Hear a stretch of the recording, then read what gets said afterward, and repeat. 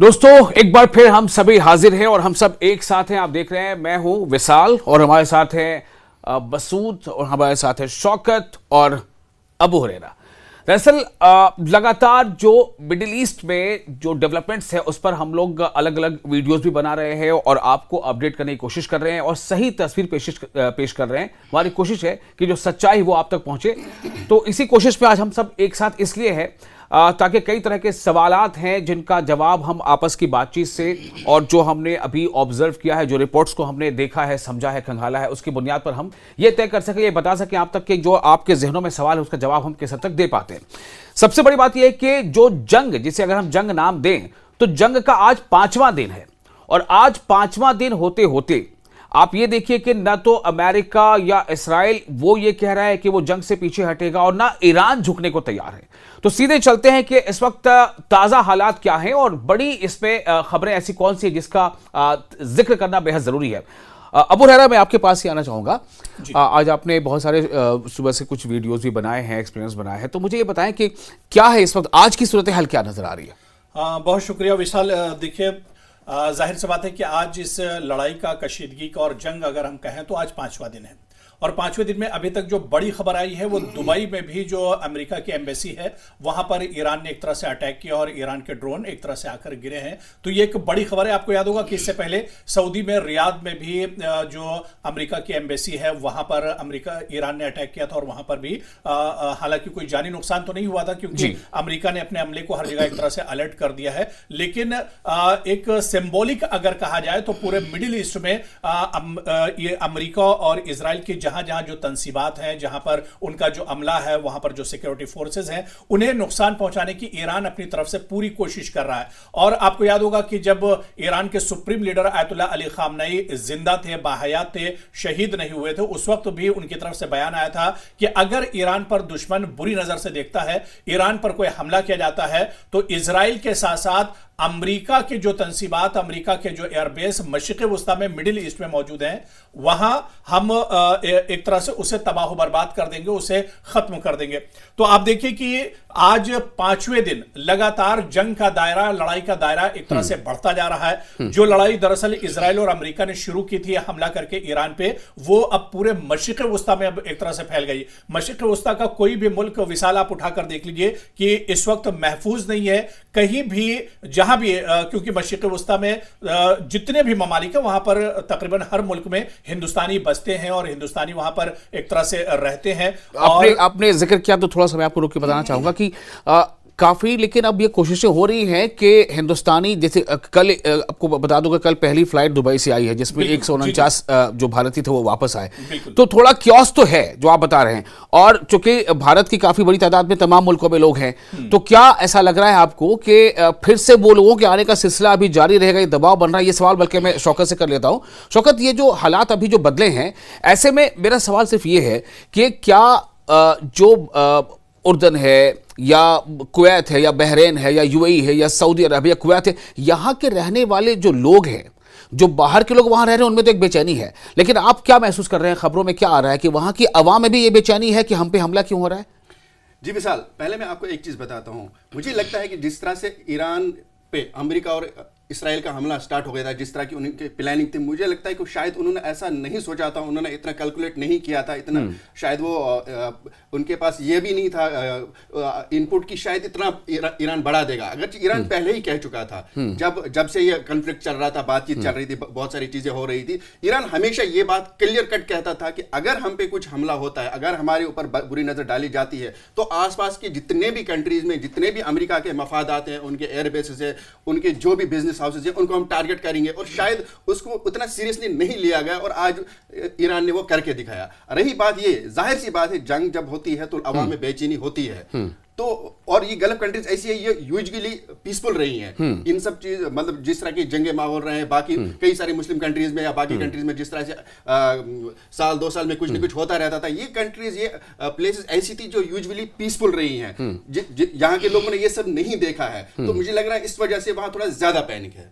ठीक है। बिल्कुल विशाल, देखिए आगे बढ़ने से पहले जो आपने सवाल किया था कि इस वक्त क्या चल रहा है अपडेट, क्योंकि हमारे नाज़रीन देखना चाहते हैं। देखिए बड़ी खबर इस वक्त आ रही है कि श्रीलंका के पास एक ईरानी जो बहरिया का जहाज था उसे एक तरह से डुबोया गया, कुछ इस तरह की खबर आ रही है, डूबने की खबर आ रही है। और बड़ी खबर विशाल इस वक्त कतर से आ रही है, जहां पर कतर में एक बार फिर ईरानी मिसाइल के जरिए से अटैक किया गया है। तो ईरान दरअसल कतर को इस वजह से बार बार टारगेट कर रहा है, क्योंकि आपको याद होगा पूरे मशरिक़ वस्ता में, पूरे मिडिल ईस्ट में अमेरिका का जो सबसे बड़ा जो एयरबेस है वो दरअसल कतर के अंदर अल उदैद एयरबेस है, और उसी को लगातार ईरान टारगेट कर रहा है। तो ये दो बड़ी खबरें जो अभी अभी एक तरह से आई है। या मैं एक और चीज विशाल आपको बता दूं कि अभी जैसे पहले ईरान ने मुझे लगता है इसराइल से पहले उन्होंने अमेरिका की जो एयरबेसेस उन पे हमला किया।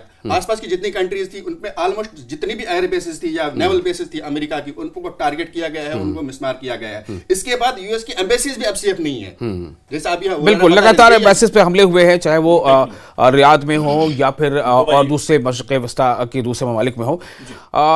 मसूद, मैं आपसे थोड़ा इस पर रोशनी डालना चाहूँगा कि आप इस बारे में ज़रा बताएं कि आखिर ऐसी क्या वजह है। ये जितने एयर बेसेस हैं उनका एक मकसद था, उनका मकसद ये था कि सऊदी में अगर अमेरिकी एयरबेस है, अमेरिकी अड्डा है, कुवैत में अगर अमेरिकी अड्डा है, यूएई में अगर अमेरिकी अड्डा है, तो उसका मकसद ये था कि अगर इन मुल्कों पे कोई हमला होता है तो ये अमेरिकी अड्डे में जो तैनात फौजी हैं वो इन मुल्कों की हिफाजत करेंगे। जी यहाँ पे क्या ऐसा हुआ, क्या आप देख पाए कि उन्हें हिफाजत कर पाए ईरानी हमले से? अगर नहीं तो क्यों? नहीं, ये देखा जाए तो बिल्कुल एक तरह से अमेरिका के जितने भी आर्मी अड्डे हैं सब एक तरह से फेल नज़र आ रहे हैं। एक तो उसके दो मकासद हो सकते हैं, ना सिर्फ कभी शायद अमेरिका का यह मकसद रहा हो कि इन अड्डों से हम मिडिल ईस्ट में, खासतौर पूरे ममालिक में हम एक मजबूत रहेंगे। ठीक है। दूसरी बात ये कि ईरान अमेरिका तक हमला नहीं कर सकता है, तो जाहिर सी बात है अमेरिका के उन्हीं अड्डों को इंतखाब कर रहा है जहां तक उसकी पहुंच है। तो मिडिल ईस्ट में जितने भी अड्डे हैं, जितने भी ममालिक हैं, इसीलिए उन पे बार बार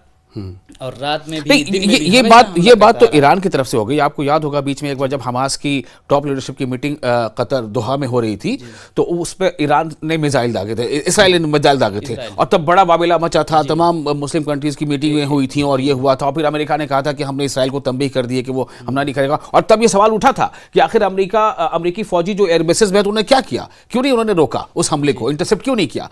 तो ये सवाल अब क्यों नहीं उठ रहे हैं?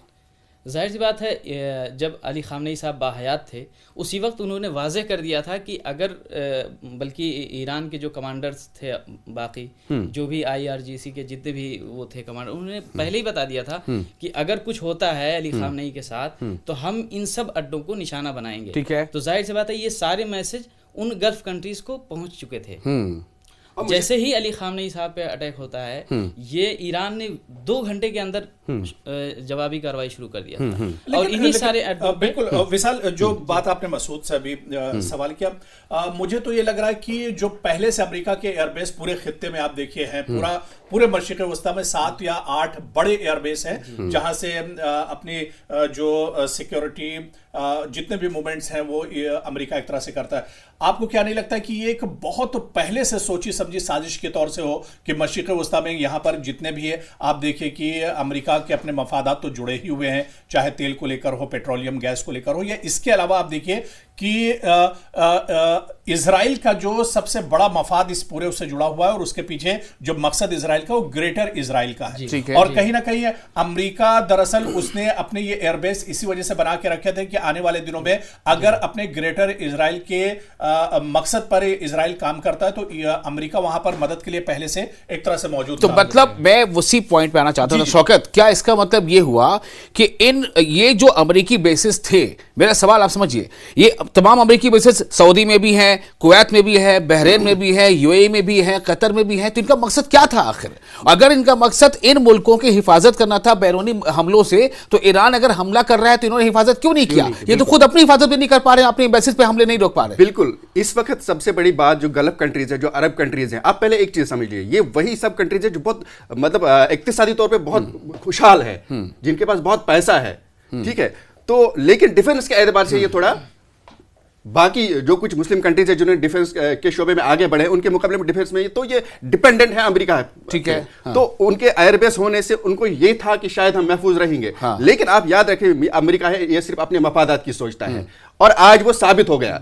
आज जब इन पे बुरा वक्त आ गया, जब इनको सिक्योरिटी की जरूरत है, जब इनके डिफेंस की बात की जरूरत है, तो अमेरिका कहीं नहीं है, अमेरिका की फौज कहीं नहीं है, इवन के वो अब तो वो खुद को भी नहीं बचा पा रहे हैं। और इसीलिए अबू हुरैरा, आपको याद होगा एक सऊदी किसी ऑफिशियल की स्टेटमेंट बड़ा वायरल हो रहा है कि भाई हमने तो आपको अपनी हिफाजत के लिए बुलाया था, तो आप तो यहां से छोड़ के चले जा रहे हैं, उल्टा उनके लिए मुसीबत बन हाँ, गई। तो आप क्या आप इसराइल की हिफाजत के लिए सारी चीजें लगा रहे हैं? अब ये बात हो रही है ना कि तमाम रिसोर्सेज का उठा के जैसे हुरैरा अभी बता रहे थे ना कि ग्रेटर इसराइल का जो लार्जर कंसेप्ट है, लार्जर जो उनकी प्लानिंग है, शायद उस हिसाब से अब ये सही भी हो रहा है कि शायद उसी लिए था। तो मतलब ये निकाला जाए मसूद कि हम दुश्मन को अपनी खर्चे पर पाल रहे थे। बिल्कुल। एक तरह से इस वक्त देखा जाए तो ट्रम्प के सामने 3 बड़े मसाइल हैं। हाँ। एक तो उन्हें खुद अपने मुल्क में झेलना पड़ रहा है कि जंग क्यों शुरू किया आपने, और बहुत ज्यादा वहां पे प्रोटेस्ट भी हो रहे हैं और लोग वहां परेशान हैं क्योंकि वहां के बहुत सारे अमेरिकी हर जगह रहते हैं।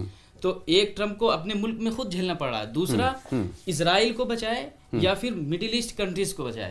तो ये 3 मसलों में ट्रम्प बिल्कुल उलझ चुके हैं। लेकिन कुल मिलाकर मसूद या विशाली, आप देखें कि ये बहुत दिलचस्प हो गया, बड़ा मजाहिया भी। अगर आप देखिए जो आप बचाने की बात करें कि वो तो जो गल्फ के ममालिक हैं या अरब जो ममालिक हैं, इनकी सिक्योरिटी के लिए अमेरिका के फौजी वहां पर मौजूद थे।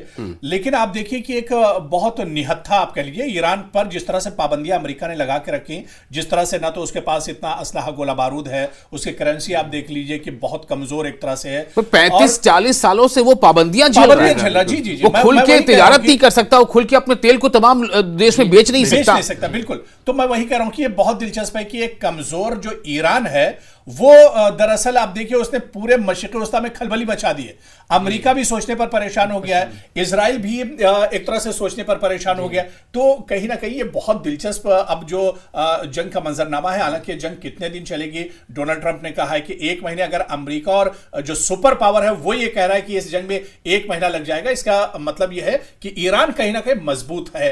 और ईरान कहीं ना कहीं चाहे हथियार और जंगी साजो सामान की बात की जाए या फिर दूसरे और जो वसाइल हैं, उनसे ईरान कहीं ना कहीं मजबूत है। देखिए एक बड़ी टेक्निकल बात यहां पे बताना चाह रहा हूं, बस शेयर कर रहा हूं। उसमें यह है कि अमेरिका को अगर एक मिसाइल भी दागना पड़ता है तो आप ये सोचें कि वो मिसाइल काफी महंगा है, उसको फायर करने का जो सिस्टम है, जब उसको फाइनली लॉन्च कर दिया तो वो काफी सिस्टम महंगा है, फिर वो यहां तक लाया गया है काफी लंबी मसाफत तय करके।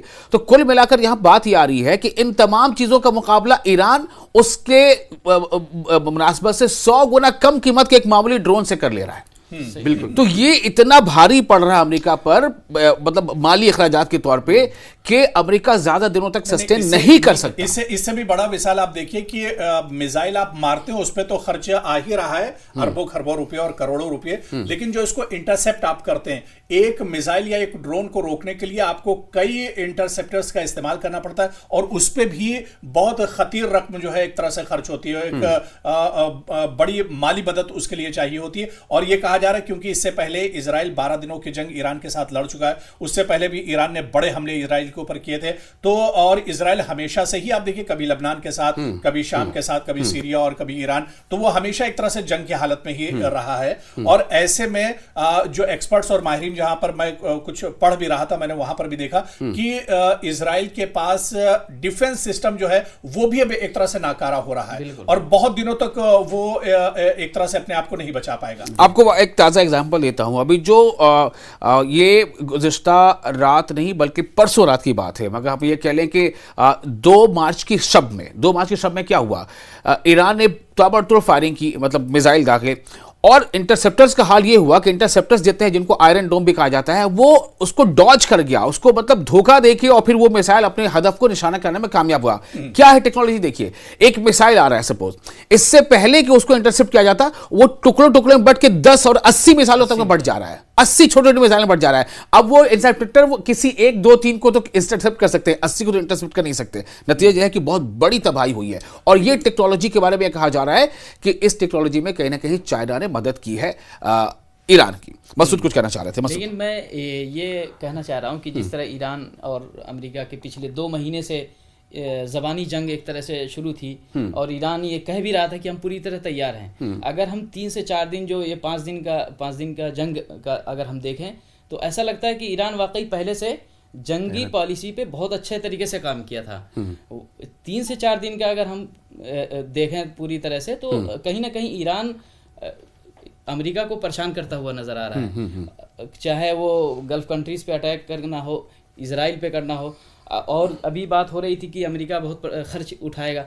आप पिछली दफा देख लीजिए जब अमेरिका हूसियों से लड़ रहा था, हाँ, तो वहां समझौता करना पड़ा इन्हें, क्योंकि इनका बहुत ज्यादा नुकसान हो रहा था, माली नुकसान बहुत ज्यादा हो रहा था। तो इस तरह मजमूई तौर पे देखा जाए तो कहीं ना कहीं अमेरिका इस माली नुकसानात की वजह से काफी जो है परेशान है और ईरान वहाँ मजबूत नजर आता है। अच्छा शौकत, एक सवाल आपसे ये करना चाहूँगा कि इसमें कोई दो राय नहीं है, अब तक जो जानकारी है और जैसा कि ईरानी सरकारी ज़राए ने भी उस बात की तस्दीक कर दी है कि आयतुल्ला अली ख़ामनेई अब नहीं रहे, और न सिर्फ ये कि आयतुल्ला अली ख़ामनेई नहीं रहे बल्कि टॉप 20 कुछ फिगर में आता है कि टॉप 40 या टॉप 30 जो उनके तमाम सरबराहान थे अलग अलग शोबे के, वो भी जो है अब इस दुनिया में नहीं और शहीद हो गए। मेरा सवाल आपसे ये है कि क्या आपको लग रहा है जिस तरह से ईरान अभी रिटेलिएटरी एक्शन ले रहा है, इससे क्या लग रहा है कि वो एक तरह से इमोशनल शॉक है और उसका उस तरह का वो रिएक्शन है, या फिर वाकई ये एक बहुत ही कामयाब और दूरंदेश लीडरशिप है जो इस तरह से ईरान को फैसले लेने पर आमादा कर रही है? देखिए, एक जज्बाती लम्हा तो है ये, एक इमोशनल मोमेंट है ये, क्योंकि आयतुल्ला अली ख़ामनेई एक ऐसी शख्सियत थी जिसको पूरे दुनिया में मुसलमान के बाकी लोग भी मानते थे, ईरान के लिए वो सुप्रीम लीडर थे। लेकिन इतना बड़ा शौक लगने के बावजूद इस तरह से डट के मुकाबला करना ये सिर्फ इमोशनल बात नहीं हो सकती है, ये एक लॉन्ग टर्म स्ट्रेटजी जो बनाई गई है, क्योंकि ईरान को पता था हमला होने वाला है, आज नहीं तो कल बातचीत होगी, तो उनको पता था हमला होने वाला है। मुझे लगता है जितनी देर में ये बातचीत कर रहे थे बाकी सब ईरान अंदर अंदर पूरी तैयारी कर रहा था। और अगर जिस तरह से ईरान से रिपोर्ट्स आ रही है कि ख़ामनेई साहब को बोला गया था कि आप बंकर में जाइए या छोड़ के चले जाइए, लेकिन उन्होंने साफ मना कर दिया कि भाई जब आप 90 मिलियन ईरानियों को नहीं शिफ्ट कर सकते हैं या बैंकर्स में नहीं, तो मैं क्यों, मैं आखिरी रहूंगा। तो मुझे लगता है कि पूरी तैयारी की है ईरान ने, और इतनी क्रीम लीडरशिप जिस तरह से खबरें आ रही है कि उनकी शहादत हुई है, उसके बावजूद मुझे लगता है कोई भी मुल्क होता था इस तरह से बहादुरी से इतने डट के मुकाबला नहीं कर पाता अगर ये लॉन्ग टर्म स्ट्रेटेजी नहीं बनी होती। तो मुझे लगता है सेकंड लाइन लीडरशिप जो है, और जिस तरह से रेवोल्यूशनरी गार्ड कॉर्प्स ने अब खुद संभाली है, और जिस तरह से पहला जो हमला ईरान पे हुआ इतना बड़ा उसमें नुकसान हुआ, सुप्रीम लीडर तक शहीद हो गए, उसके बावजूद जिस तरह से 5 दिनों की जंग में मुझे लगता है पहले दिन को छोड़ के बाकी 5 दिनों में ईरानी हावी है। ठीक है, अबू हुरैरा एक सवाल करना चाहूंगा, ये खबर काफी गश्त कर रही थी कि नेतन्याहू के दफ्तर पे भी अटैक किया गया है, क्या है उस बारे में जानकारी? देखिए, इस बारे में बिल्कुल मुसद्दका खबर निकल कर तो नहीं आई, लेकिन जिस तरह से तल अवीव पे आप देखिए लगातार ईरान की तरफ से अटैक हो रहे थे, और जिस तरह से अभी आपने ईरान के उस लेटेस्ट मिसाइल की बात की कि एक मिसाइल आता है और उसके बाद उसमें से कई मिसाइलें और निकलते हैं अटैक से पहले, हमले से पहले, तो ऐसे में तल अवीव में नुकसान तो बहुत ज्यादा हुआ है। अब तो हमारे वहां पर नुमाइंदे रिफत अब्दुल्ला भी पहुंच चुके हैं, वो जो सच्चाई है एक तरह से निकल कर सामने आएगी, क्योंकि मगरिब से इजराइल से आप कहिए जो खुद तबाही की बातें होती हैं या जो निगेटिव बातें होती हैं वो एक तरह से निकलकर इजराइल से नहीं आ पाती हैं। लेकिन इतना जरूर है कि इजराइल के अंदर नुकसान काफी ज्यादा हो रहा है, खासतौर से तल अवीव की बात की जाए, बैत शम्स की बात की जाए, बैत यम की बात की जाए, ये जो सब शहर हैं लगातार ईरान के निशाने पर रहे हैं। और इससे पहले जो हमला ईरान की तरफ से किया गया, या लगातार ईरान जो हमला एक तरह से कर रहा है, एक तरह से इजराइल को निशाना बना रहा है, तो ऐसे में इजराइल का नुकसान तो काफी ज्यादा हुआ है। लेकिन शौकत, मेरा सिर्फ इस पे ही सवाल रहेगा, आपसे भी ये सवाल रहेगा कि आपने अब तक क्या क्या, बहुत सारे रिपोर्ट्स हम लोग दिन भर में पढ़ लेते हैं, क्या इंडिकेशन मिल रहे हैं, क्या नेतन्याहू के दफ्तर पे हमला हुआ है? अगर हमला हुआ है तो दफ्तर को नुकसान पहुंचा है, इसमें दो राय नहीं, ये रिपोर्ट से बनी पड़ी, लेकिन नेतन्याहू के बारे में क्या जानकारी मिल रही है? क्योंकि ये उनके मिलिट्री जराये से मैंने रिपोर्ट जो पढ़ी थी वो ये था कि वो बंकर पे है। What have you read? नहीं, बीच में खबर ये भी आई थी कि उन्होंने इजराइल भी छोड़ दिया। हाँ, अच्छा, मैं वही बात कहने वाला था कि जिस दिन ये हमले की बात हुई कि उनके दफ्तर पे हमला हुआ है, तो बहुत सारी ऐसी रिपोर्ट्स हैं कि उनके दफ्तर पे हुई है, अगर बाकायदा अभी वो तस्दीक नहीं पाई, लेकिन ये है कि वहाँ, और उसके बाद ही ये खबर आई है कि जो हमले के बाद ही ये खबर आ रही है कि नेतन्याहू इस्राइल छोड़ के चले गए हैं। अच्छा, ये खबरें उसके बाद ही ज्यादा गश्त करने लगी, तो इससे कहीं ऐसा लगता है कि शायद हुआ है। और जैसे कई खबरें आ रही है कि जर्मनी चले गए, कई और चले गए हैं। बस तो आपके पास क्या रिपोर्ट है इस हवाले से, आपने क्या पढ़ा? नहीं, ये है खबर, बल्कि जो है बताया गया कि उनका तैयारा जो है जर्मनी में, बर्लिन में कई घंटे वो फिजाओं में रहा। लेकिन अब क्या हकीकत है अभी इसकी मुसद्दक़ा रिपोर्ट तो है नहीं, लेकिन मैं मुज़ाकरात को लेके एक बात कहना चाहूँगा कि जो ईरान और अमेरिका के दरमियान मुज़ाकरात हो रहे थे वो ज़ाहिर बात हमले के बाद बंद हो गए। उसके बाद 2 दिन बाद ट्रंप कहते हैं कि हम फिर से करना चाहते हैं, लेकिन यहाँ ईरान से मना हो जाता है। अब ईरान ने कहा है कि अभी जो लेटेस्ट रिपोर्ट है कि ईरान ने जो ये कहा है कि अगर हम बात करेंगे भी तो हम अपनी शर्तों पे करेंगे, ना कि तुम्हारी शर्तों पे करेंगे। तो कहीं ना कहीं हम ये चाह रहे हैं कि जंग तो मसले का हल नहीं है, जंग रुक जानी चाहिए और मुज़ाकरात के टेबल पे आनी चाहिए और बात होनी चाहिए। और जाहिर सी बात है हर एक मुल्क को अपने दिफा के लिए चीज़ों की ज़रूरत होती है। एक सवाल आपसे और करूँगा, इसी से जुड़ा सवाल है, वो ये है कि अब्बास अराग़ची जो वज़ीर ख़ारजा हैं ईरान के, उनके हवाले से खबर ये आ रही है कि उन्होंने एक ऐसा स्टेटमेंट दिया है कि अमेरिका ने आयतुल्लाह अली ख़ामनेई का असैसिनेशन करके, उनका कत्ल करके बहुत बड़ी गलती कर दी है और ये एक मजहबी रहनुमा थे और इनका कत्ल जो है वो काबिल बर्दाश्त बिल्कुल ही नहीं है। उसी से जुड़ी खबर ये भी आ रही है कि कुछ मतलब खबर गश्त कर रही है कि जो टॉप लीडरशिप है, खासतौर जिसमें से मजहबी रहनुमा है, उन्होंने जिहाद के बारे में कह दिया है कि अब ये जिहाद है और जितने भी तंजीमें हैं, छोटी बड़ी, सरकारी गैर सरकारी और जहां भी कहीं हैं, उनके ऊपर ये आन पड़ा है कि वो इसको फाइट करें, चूंकि मजहबी रहनुमा हमला। क्या इसके कुछ आपने पढ़ा है? अगर आप तेहरान की बल्कि ईरान के कई शहरों में जो लोग घरों में ना रह करके बल्कि रास्ते पे आ रहे हैं, एहतजाज कर रहे हैं और वो इजाजत मांग रहे हैं कि हमें जिहाद का इजाज़त दे दीजिए, तो जाहिर सी बात है वहाँ एक सुप्रीम लीडर और मजहबी रहनुमा की शहादत हुई है, शहीद हुए हैं, तो जाहिर सी बात है उनके बदले के लिए उनके इतने फॉलोअर हैं कि जाहिर बात वो मांगेंगे इजाज़त। बिल्कुल। तो अबू हुरैरा, क्या आपने ऐसी कोई रिपोर्ट पढ़ी, देखी? विशाल, देखिए, जहां तक हम ईरान के अंदर की बात कर रहे थे, मैं असल में इससे पहले जो आपने सवाल शौकत से किया था उसका भी मैं जवाब दूंगा, लेकिन इससे पहले हमारे एक बहुत खास हमारे वतन के बाराबंकी के हमारे एक जो दोस्त हैं मौलाना जौहर अब्बास, वो इस वक्त ईरान में है, कुम में है। उनसे बात हुई थी तो उन्होंने बताया कि यहाँ पर कोई मतलब इस तरह का डर नहीं है, लेकिन हम लोग अब एक तरह से ईरान के अंदर जो माहौल देखा जा रहा है कि लोग पूरे पुरजोश हैं, और इसके अलावा जिस तरह से ईरान के supreme leader Ayatollah Ali Khamenei को शहीद किया गया है, उसके बाद अब यहाँ पर लोग एक तरह से सर पे कफन बांध चुके हैं और घरों से बदला लेने के लिए एक तरह से बिल्कुल उतावले नजर आ रहे हैं। लेकिन लोगों के अंदर जो डर की बात कही जा रही है वो उस तरह के डर की कोई बात नहीं। अच्छा, उनसे हमारी बात भी हो रही थी, जो बॉडी लैंग्वेज जो है उनकी, वो भी यही बता रही थी कि इन लोगों में कोई डर नहीं है, लेकिन एक जज्बा इनके अंदर है और आयतुल्लाह अली खामनेई यानी अपने लीडर की शहादत का एक तरह से बदला लेना चाहते हैं। और ऐसा ही कुछ मंजर आप देखिए कि 5 दिन की जंग में विशाल ईरान में नजर भी आ रहा है। जहां तक अभी आप जो बात कर रहे थे बिन्यामिन नेतन्याहू कहां है, आप देखिए कि यहूदी कौम बहुत डरपोक होती है और इससे पहले जब जंग होती रही, मैं बल्कि आज सुबह ही पढ़ रहा था कि पिछले 4-5 दिनों से बहुत सी फैमिलीज ऐसी हैं तल अवीव में जो ज़ेरे ज़मीन एक तरह से जो टनल्स और गुफाएं जो बनी है वहां पर है, उसके बाहर नहीं निकल रहे, उसी के अंदर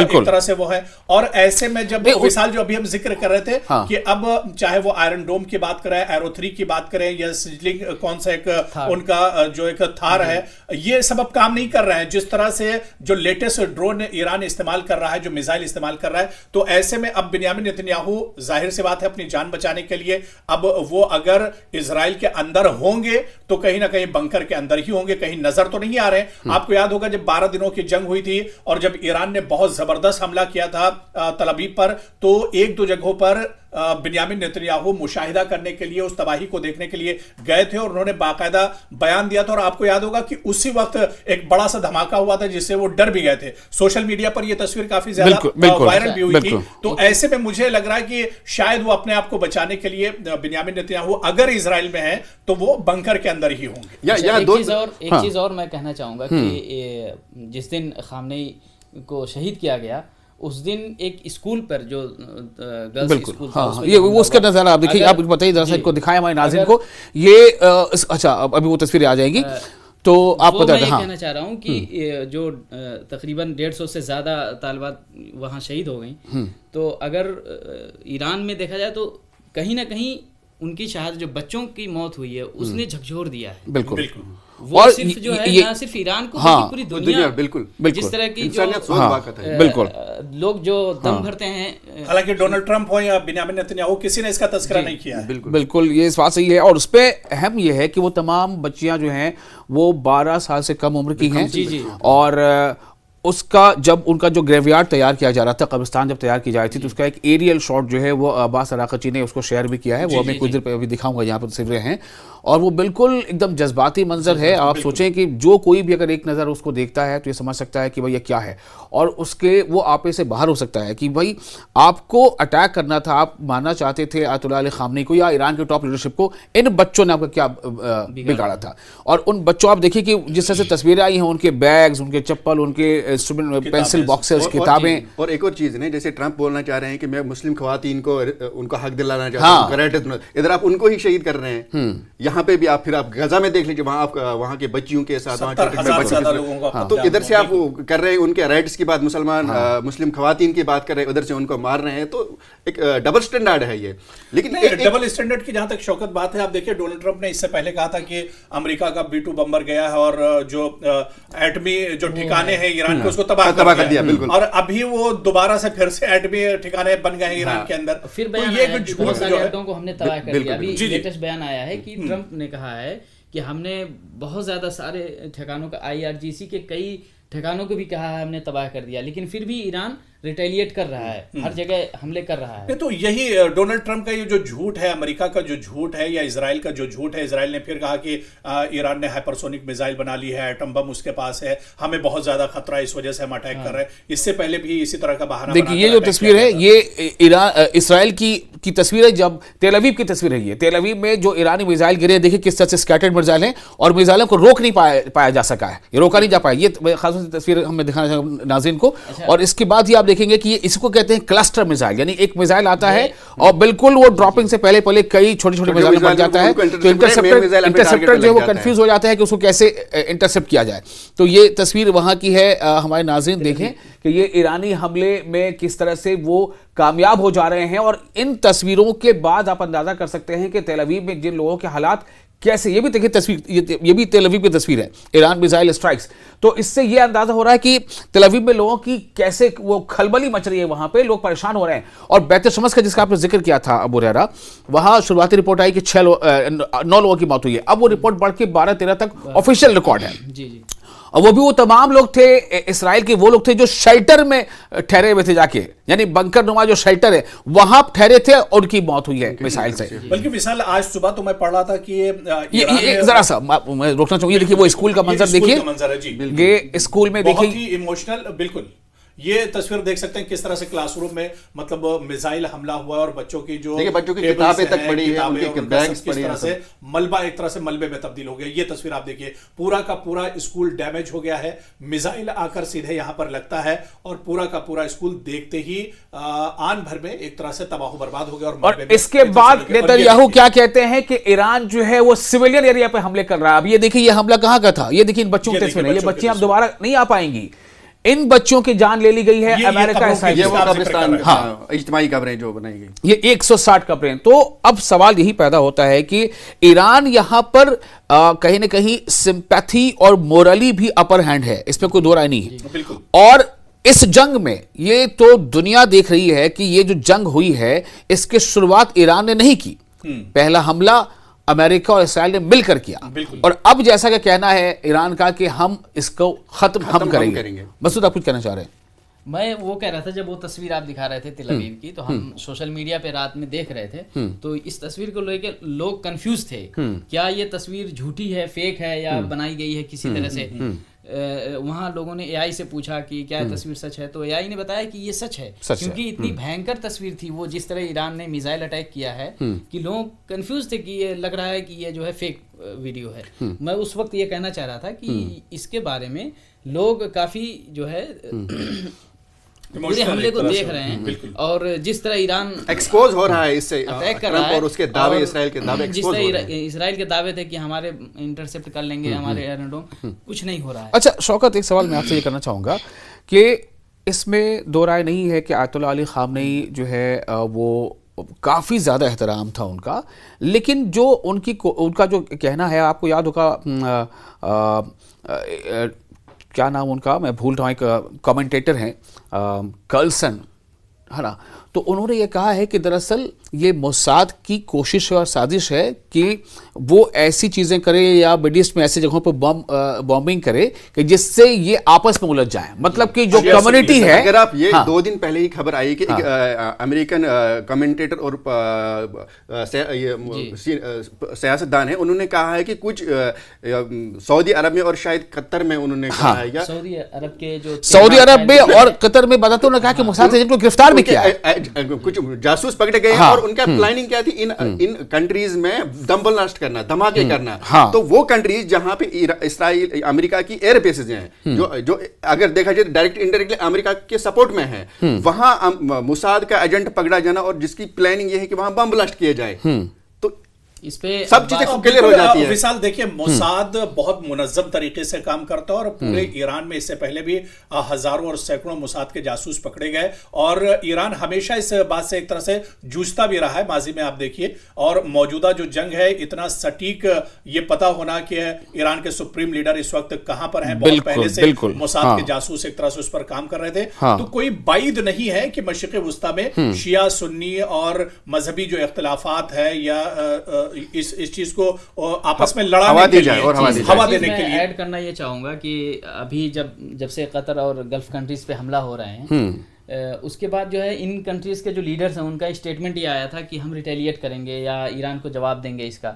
तो फिर अभी कल शायद अब्बास अरागची का जो वजीर खारजा है उनका स्टेटमेंट आया था कि हमें उन कंट्रीज से हमारी कोई लड़ाई नहीं है, हमें यूएस अड्डों से लड़ाई है। लेकिन अगर ये इन कंट्रीज का कुछ भी रिटेलिएट होता है ईरान की तरफ, तो जाहिर सी बात है एक जंग की हालत में होने की वजह से वो, देखिए मुझे नाम देखने के लिए मोबाइल का सहारा लेना पड़ा। उनका नाम है टकर कार्लसन। ये अमेरिका के पॉलिटिकल कमेंटेटर हैं और जर्नलिस्ट हैं, टकर कार्लसन। इन्होंने ये कहा है, चूंकि ये हमेशा इंटरव्यूज होस्ट करते रहते हैं, काफी पॉपुलैरिटी है इनकी, और इनका एक हुक्काबी के साथ एक इंटरव्यू था, वो काफ़ी थोड़ा सा कंट्रोवर्शियल भी हो गया था, क्योंकि ये इनके बारे में कहा जाता है कि थोड़ा हक़ायक़ पर मबनी ये बातें करते हैं। तो टकर कार्लसन का ये स्टेटमेंट था कि सऊदी और कतर ने ये जासूस पकड़े हैं, और इसलिए देखिए मैंने इस बातचीत की शुरुआत, ये नहीं सिर्फ जासूस पकड़े गए, उनकी प्लानिंग ये थी कि बम ब्लास्ट किए जाए इन कंट्रीज में। अभी तो इसके बारे में खबर आ रही है ना, वो जो रास तनूरा में जो अरामको का जो ऑयल रिफाइनरी है उसके बारे में ईरान का अब ये स्टेटमेंट है कि जो हमारे ड्रोन हैं हूबहू उसके नकल ड्रोन तैयार की गई है जो हमारे दुश्मन वाले की तैयार की है वो, और ये वो उलझाना चाहते हैं हमें आप एक दूसरे से। इसलिए अब्बास अरागची ने साफ तौर से कहा है कि हमारी रीजनल जो हमारे जो कंट्रीज हैं उनसे हमारी कोई लड़ाई नहीं है। जाहिर बात है, एक शिया और सुन्नी की विवाद चल पड़ी है। जब 40 साल पहले जब अली खामनेई हिंदुस्तान आए थे, तो यहाँ आकर उन्होंने एक सुन्नी मस्जिद की इफ्तिताह भी किया था, और उन्होंने बाकायदा उनकी एक मुहिम और एक वो रही है कि शिया सुन्नी के दरमियान जो इख्तलाफात हैं, जिस तरह की दूरियां हैं, उसको ख़त्म किया जाए। हम इत्तेहाद की बात की थी। एक बार हमें याद होगा अबू हुरैरा, हम लोग तब शायद हैदराबाद में थे, वहाँ की जो तारीखी मक्का मस्जिद है वहाँ पर उन्होंने एक नमाज भी अदा कराई थी, आपको याद होगा, जब उनका हिंदुस्तान दौरा हुआ था। कश्मीर आए थे, जब वो कश्मीर आए थे तो फिर मौलाना मोहम्मद फारूक साहब ने बताया इमामत की थी जुमे की नमाज। मौलाना मोहम्मद फारूक साहब जो है मीरवाइज के वालिद जो हैं, उन्होंने उनको जामिया मस्जिद, हिस्टोरिकल जामिया मस्जिद जो श्रीनगर की, वहाँ बुलाया था। उन्होंने वहाँ खुतबा दिया, 15 मिनट का दिया था, और उसमें भी उन्होंने यूनिटी की बात की थी। तो कुल मिला के ये कि इस जंग को भी जो अगर हम साइड कर लें, फरीक कर लें, देखिए जो भी खबरें पहुंच पाती हैं, क्या होता है, जो वर्ल्ड की जो एजेंसीज हैं, इसमें कोई दो राय नहीं है कि जो वेस्टर्न ताकतें हैं या वेस्टर्न कंट्रीज हैं उनका इसमें वर्चस्व है, वो इसमें ज़्यादा जो है उनके पास वो वसाइल हैं, तो वो उन वसाइल के जरिए से जो खबरें आती हैं हम उन पर जिक्र कर रहे होते हैं। आप देखिए कि ये दावे बार बार किए जा रहे हैं कि ईरान का अब तक लगभग 1000 जानी नुकसान ईरान का हो चुका है, लेकिन ईरानी जो आर्मी सोर्सेज है उनका भी ये दावा है कि हमने 560 से ज़्यादा अमेरिकी फौजियों को या तो मार गिराया है या उन्हें शदीद जख्मी किया है। तो अब बहरहाल दो तरफ से दावे हैं, और दावा यह भी हो रहा है कि साजिशें चल रही हैं। ईरान के हवाले से यह खबर बार बार आ रही है, वो इस बात को क्लियर कट करना चाह रहे हैं कि दुश्मन जो है वो साजिशें कर रहा है और हमें आपस में उलझाना चाह रहा है। तो ये चीजें होती रहेंगी, क्योंकि जंग के बारे में कहा जाता है कि जंग में हर चीज जायज है, जिसने भी कहा होगा, लेकिन ये बात कही जाती है, लेकिन उसकी सही तस्वीर, सही रिपोर्ट और सही खबर आप तक पहुंचाने की हमारी जो जिम्मेदारी, हम इंशाल्लाह कोशिश करेंगे कि उस जिम्मेदारी को हम पूरी करते रहें। तो आप बने रहे न्यूज़ 18 के सोशल मीडिया प्लेटफॉर्म के साथ, और हम तमाम लोगों को इजाजत दें।